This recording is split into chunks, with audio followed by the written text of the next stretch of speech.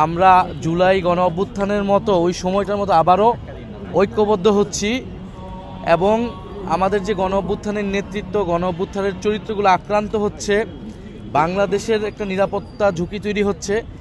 এই জায়গা থেকে আমাদেরকে জনগণের যে ঐক্য, সেই ঐক্যটাই প্রদর্শনের প্রয়োজন ছিল, কিন্তু গতকালকের ঘটনার মধ্য দিয়ে এই ঐক্যটা বিনষ্ট করা হলো। যে একটা নতুন মুহূর্ত বা আন্দোলন তৈরি হচ্ছিল সেটাকে বাধাগ্রস্ত করার চেষ্টা করা হয়েছে। কিন্তু আমরা বলবো যে আমরা ওই জায়গা থেকে সরে এসে আমরা গতকালকের এই ঘটনাতে অবশ্যই নিন্দা জানাই এবং আমাদের প্রতিষ্ঠানগুলোকে আমাদেরকে রক্ষা করতে হবে। মিডিয়া থেকে শুরু করে যে কোনো প্রতিষ্ঠান, আমাদের প্রত্যেকটা প্রতিষ্ঠানের রাজনীতি, আদর্শ, নীতি আলাদা থাকতে পারে, ভিন্নমত থাকতে পারে, আমরা সেগুলো নিয়ে সমালোচনা করতে পারি, কিন্তু এই যে প্রতিষ্ঠান ভেঙে ফেলা, প্রতিষ্ঠান অগ্নিসংযোগ দেওয়া, এটা খুবই অশনি সংকেত এবং এই মুহূর্তে বাংলাদেশে এটা কাম্য ছিল না।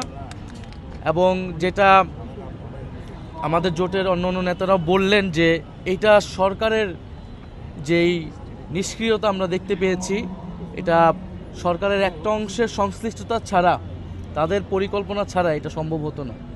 কারণ এটাই প্রথম ঘটনা না, এর আগেও এই ধরনের ঘটনা ঘটতে আছে। আমরা মাজারে যে হামলা সেটা আমরা দেখতে পেয়েছি কন্টিনিউয়াসলি। প্রথম আলো ডেইলি স্টারে বরাবর হুমকি দেওয়া হয়েছে, আক্রমণ করার চেষ্টা করা হয়েছে।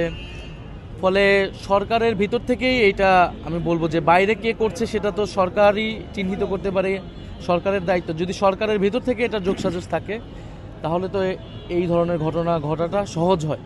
ফলে আমরা সরকারের প্রতি আহ্বান রাখবো যে আমরা যে গণতান্ত্রিক উত্তরণের পথে যাত্রা করছিলাম, সংস্কার, বিচার এবং নির্বাচন, সংস্কার বিচারের একটা ধাপ আমরা পার করেছি, আমরা নির্বাচনের দিকেই যাচ্ছিলাম। সেই নির্বাচনকেও বাধাগ্রস্ত করতে এই ধরনের যোগসাজশ কারসাজি হতে পারে। শরীফ ওসমান হাদির ঘটনাটাই কিন্তু এখন পর্যন্ত পরিষ্কার হয়নি, তার খুনিরা কিভাবে দেশ থেকে পালিয়ে গেল এবং জনগণের এই বিক্ষোভকে সরকার কিভাবে নিয়ন্ত্রণ করবে, তাদের দাবি দাওয়াগুলো কিভাবে মেনে নেবে, এই বিষয়ে সরকারের কোনো পরিকল্পনা ছিল না।